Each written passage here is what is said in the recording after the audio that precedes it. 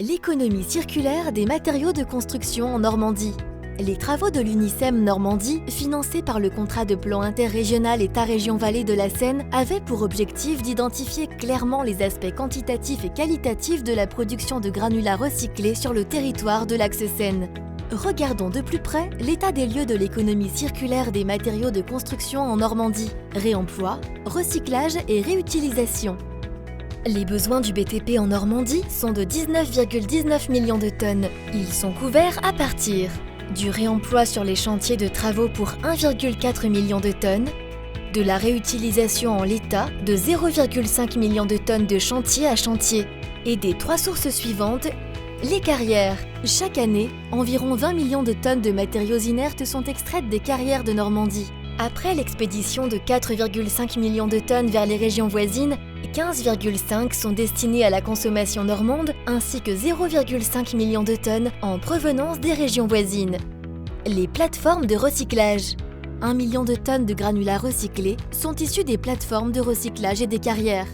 Les industries. On dénombre enfin 0,29 millions de tonnes de matériaux alternatifs secondaires comme les mâches-fer et les sédiments utilisés dans le BTP. Observons maintenant le flux de valorisation des déchets inertes.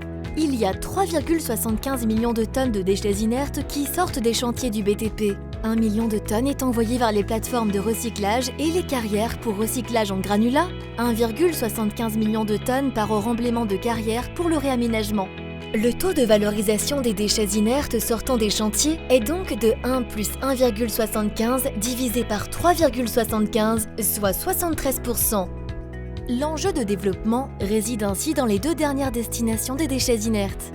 Les ISDI, 0,45 millions de tonnes, vont vers des installations de stockage de déchets inertes. Elles réceptionnent des déchets inertes en vue de les éliminer par enfouissement. Une partie de ces flux contient des matériaux à recycler. Il est donc primordial de mieux trier les déchets en amont afin de capter la part recyclable. Il reste 0,55 millions de tonnes de déchets qui, chaque année, sont éliminés hors des installations autorisées par la réglementation en vigueur ou en centre non identifié. Une grande part de ces flux est également valorisable et il faut donc lutter contre ces pratiques pour recycler les matériaux actuellement enfouis illégalement. Prenant compte de tous ces flux, nous pouvons considérer que la filière atteint un taux de performance de 88%, soit 1,75 million de tonnes en remblai, plus 1,4 en réemploi, plus 0,5 réutilisé sur d'autres chantiers, plus 1 de granulats recyclés, divisé par 5,65 millions de tonnes de déchets inertes et matériaux produits sur les chantiers.